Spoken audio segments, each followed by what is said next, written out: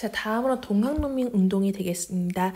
우리 동학농민운동에 들어가기에 앞서 먼저 종교인 동학에 대해서 살펴봐야 되는데요. 동학 같은 경우에는 최재우라는 인물이 만들게 되는 것이죠. 그래서 종교의 조상이라고 해서 우리는 이를 교조라고 부릅니다. 자, 교조 최재우가요. 교조 최재우 같은 경우에는요. 경주 지역의 몰락 양반 출신입니다. 이 사람은요. 유교, 불교, 그리고 우리 신선 사상인 유불선의 교리와 민간 신앙을 통합해서 동학을 창시했어요. 주요 사상으로서는 인내천 사상이 있는데요. 인내천은요, 사람이 곧 하늘이다 라는 뜻을 가지고 있습니다. 그리고 모든 인간은 평등하다라는 그런 사상을 가지고 있는데요. 당시 조선 같은 경우에는 신분제 사회죠. 신분이 뚜렷이 구분되어 있는 사회에서 인간 평등을 외친다라는 거는 약간 안 좋게 보일 수밖에 없었습니다. 따라서요, 이 최재우 같은 경우에는요, 세상을 미혹하고 백성들을 약간 이제 홀린다라고 하는 혹세무민의 죄로 처형을 당하게 됩니다. 자, 그럼 이대 교주였던 최시영은요, 이제 좀 더 교리나 그리고 그런 교단을 정비하게 되는데요. 당시 이제 포접제라고 해가지고요. 한마디로 지부라고 보면 돼요. 그러니까 중앙이 있으면 각각 이제 퍼지었을 때 그곳을 작은 곳까지 관리하는 이것을 우리가 포접이라고 하는데 최시영은 이 포접을 정비했다. 자, 그리고 이 동학 같은 경우에는요, 당시 조선 사회는 너무너무 어려웠어요. 특히 농촌은요, 이와 같은 이유로 굉장히 어려웠는데요. 우선 외세가 경제 침탈이 심해졌죠. 우리 사실 강화도 조약을 배웠을 때 다 배웠던 내용입니다. 일본 상인의 이제 계속 우리 조일무역 규칙에서 곡물 유출이 있었잖아요. 그럼에 따라서 이제 조선에서의 곡식이 많이 사라지게 되니까 고가가 폭등했다라고 했었죠. 그리고 외국산 면직물이 이제 수입됨에 따라서 어쨌든 질이 훨씬 더 좋은 외국산 면직물이 수입됨에 따라서 우리나라의 농촌 간의 면직물 수공업이 타격을 받았다고 했었고요. 그리고 우리 조청산민 수료무역 장정 배웠죠.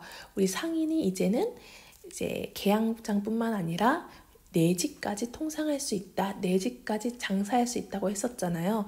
그러니까 이제 외국 상인들이 육지 저 안까지 침투하니까 우리나라 상인들은 경쟁자가 더 늘어났잖아요. 그래서 국내 상권이 붕괴되었다. 이에 따라서 우리 농촌이 굉장히 힘들어졌다라는 거 알아두면 되겠고요. 어쨌든 정부 같은 경우에는 우리 재물포 조약이든 뭐 한성 조약이든 다 배상을 해줘야 되잖아요. 그 배상금이 어디서 나왔겠어요? 백성들의 주머니에서 나왔겠죠. 백성들의 세금이 증가했었을 것이고요. 그뿐만 아니라 개화 정책을 위해서는 재정 지출이 많았을 거예요. 그게 모두 농민의 세금, 조세에서 나왔다. 이에 따라 조세 부담이 증가했다라고 알아두면 되겠습니다. 또한 아직까지도 삼정의 문란이 해결되지 않아서요. 수령과 아전에 의한 수탈이 심화되었기 때문에 농민들이 힘들어했다라고 알아두면 되겠습니다. 자, 두 번째는 교조 신원운동에 대해서 살펴보도록 할게요. 우리 아까 교조는 뭐라고 했었죠? 종교의 조상이라 했었죠. 동학의 교조는 최재우입니다. 우리 최재우는 어떤 운명을 받았다 했었죠? 그렇죠. 결국 처형을 당했다고 했었잖아요. 우리 동학을 믿는 이 동학 교도들은요, 이 최재우가 너무 억울하게 죽었다라는 거야. 그래서 이 억울함을 풀어달라라는 운동을 펼치게 되는데요. 억울함을 풀어주는 걸 우리가 신원이라고 합니다. 그래서 우리 교조 신원 운동은 뭐가 있는지 봐야 되는데요. 교조 신원 운동은 성격이 변화했다라는 게 포인트입니다. 원래는 이제 이 교조의 억울함을 풀고 우리 동학에 대해서 탄압을 중지해 달라라는 종교 운동이었었는데요. 점차 이게 반봉건, 이 봉건의 뜻은 옛날 제도라든지 그리고 지금 사회에서 문제점이 되는 것들을 봉건이라 하거든요. 그래서 이런 봉건에 대해서 반대한다, 반봉건과 그리고 외세에 대해서 반대하는 반외세적인 성격을 띠면서 정치, 사회 운동으로의 모습을 보이게 됩니다. 먼저 종교적 성격을 띠었던 집회는요, 여기 공주와 삼례 집회가 있고요. 그 다음 2차 집회였던 한성에서의 복합상소는 바로 종교적 성격을 띠었습니다. 하지만 3차에서의 보은 집회 같은 경우에는요, 어떤 주장인지 한번 보면요. 우선은 이 다른 나라에 운거하여 공격하는 것을 되게 부정적으로 바라보는 사료예요. 다른 나라에 운거하여 공격하는 세력, 외세가 되겠죠. 외세에 대해서 배척했다라는 걸 알 수가 있겠고요. 그 다음 여긴 안 나와 있지만 역시 탐관오리를 숙청하자 반봉건적인 주장을 한 집회가 바로 보은 집회고요. 따라서 보은 집회는 정치, 사회 운동의 성격을 지녔다라는 걸 알 수가 있겠습니다. 자, 다음으로 이제 동학농민운동 본격적으로 들어가도록 할게요. 동학농민운동이 선생님 계속해서 말했듯이 이 시간 순서가 굉장히 중요합니다. 자, 그리고 성격으로는요, 역시 반봉건과 반침략 혹은 반외세의 성격을 가지고 있는데 다음으로 넘어가서 내용 보도록 할게요. 자, 동학농민운동의 첫 번째 이제 단계라고 할게요. 첫 번째 이야기는요, 바로 고부에서 일어난 고부 농민 봉기입니다. 이 고부에서의 농민들을 왜 봉기를 일으켰느냐? 당시 고부의 군수였던 조병갑이요, 백성들을 어마어마하게 수탈해요. 만석보라고 하는 저수지를 만드는데 농민들을 강제로 좀 힘들게 굴려 이렇게 먹었고요. 그리고 만석보를 만든 다음에는 이제 뭐 굳이 나는 저수지를 사용할 필요가 없는데 강제로 사용하게 해가지고 세금까지 징수를 하게 됩니다. 이러한 수탈로 인해서요, 우리 고부의 농민들은요 참을 수가 없었어요. 그 중에 이 전봉준이 중심이 돼서 농민 봉기를 일으키게 되는데요. 그때 이제 봉기에 참여한 사람들의 이름을 적은 문서가 있습니다. 그게 바로 사발통문이에요. 이 사발은요, 여러분 잘 알고 있는 밥그릇입니다. 밥그릇에다가 이렇게 대고 그림을 그리면 동그라미 모양이 나오겠죠. 이 동그라미 모양에 따라서 거기에 참여한 사람의 이름을 이렇게 적는 거예요. 이렇게 적은 이유가 뭘까요? 바로 주모자, 이 사건의 주모자가 누군지 알 수 없죠. 우리가 보통 이제 이 주모자 대장의 이름을 가장 맨 첫 번째에 적잖아요. 그러면 바로 이 주모자가 누군지 알 수 있는데 사발통문 같은 경우에는 이렇게 적다 보니까 주모자를 쉽게 찾을 수 없었다라는 걸 알 수가 있겠습니다. 그래서 고부 관할을 점령하고 만석부를 파괴시키는데요. 이에 대해서 정부는요, 조병갑을 파면하고요. 그 다음 우리 농민봉기, 조선에서는요, 농민봉기가 일어난 다음에는 안핵사라고 해서 이런 이제 백성들을 약간 이제 안정시키는 그런 관리가 있었습니다. 그래서 안핵사 이용태가 파견이 돼요. 그래서 어쨌든 안핵사도 파견이 됐고 조병갑도 파견이 됐으니까 농민군들이 자진 해산했겠죠. 그런데 문제는 이 파견된 안핵사 이용태가요, 이 고부 농민 봉기를 일으킨 이 사람들한테 엄청난 그런 처벌을 내리는 겁니다. 이에 대해서 너무 억울한 나머지 우리 정봉준을 비롯한 이제 농민들은요, 바로 제1차 동학농민운동을 벌이게 되는 것이죠. 그래서 여러분들은 여기 왼쪽 칸이 바로 1차 농민봉기의 순서라고 알아두시면 되겠습니다. 그래서 우리가 무장에서 봉기를 먼저 일으키게 되어 무장봉기가 되겠고요.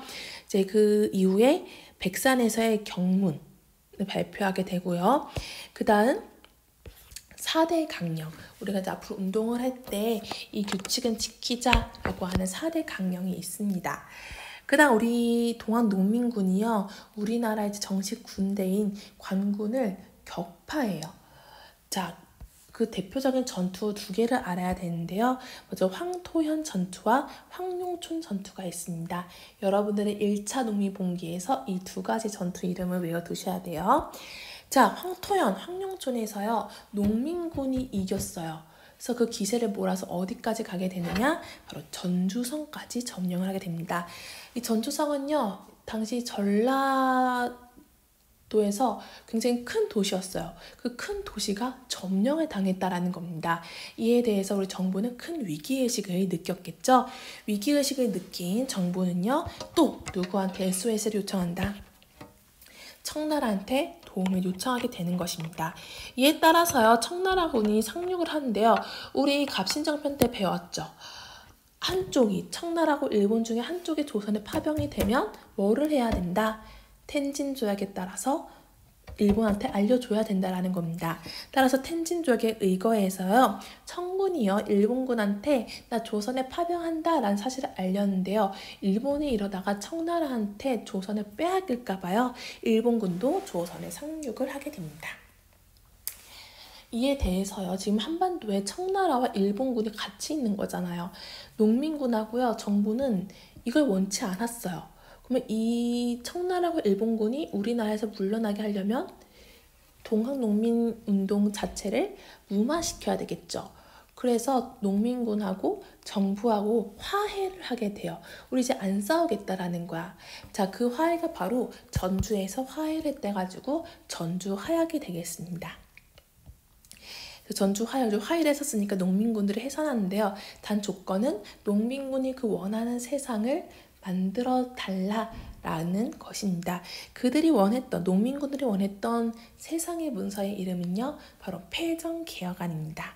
그래서 패정개혁안을 실제로 이제 시행하기 위해서요, 정부에서는요, 교정청을 설치하게 되고요.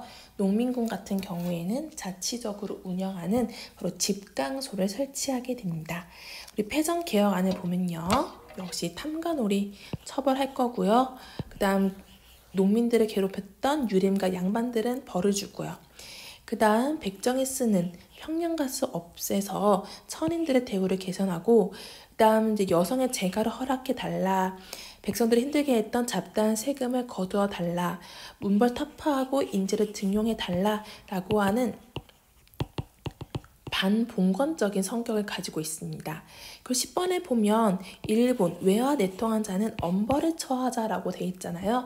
이걸 통해서 반외세, 즉 동학농민운동은 반봉건, 반외세적인 성격을 지니고 있구나라는 걸 알 수 있습니다. 그리고 토지는 균등히 나누자라는 걸 통해서 농민군들의 바램을 알 수가 있겠죠. 자, 그러면 어쨌든 지금 정부하고요, 농민군은 화해를 했어요. 더 이상 한반도에는 사건이 없는 겁니다. 그러면 청나라군하고 일본군은 어떻게 해야 돼요? 조선에서 철수를 해야 되는데요. 일본군은요, 이 기회를 놓치고 싶지 않았어요. 그래가지고 일본은요, 뻗팅기다가 결국 우리나라의 궁궐인 경복궁을 점령하게 됩니다.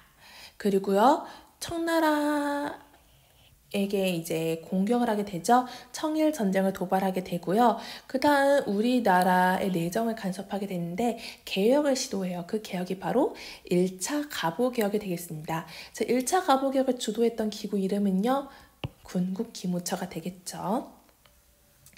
자, 여러분 보세요. 일본이요, 감히 경복궁을 점령하고요, 내정을 간섭하기 시작해요. 자, 우리 농민군, 반외세를 주장했던 농민군 가만히 있었을까요? 아니죠. 이러한 일본의 태도에 대해서 제2차 동학농민군이 봉기를 하게 됩니다.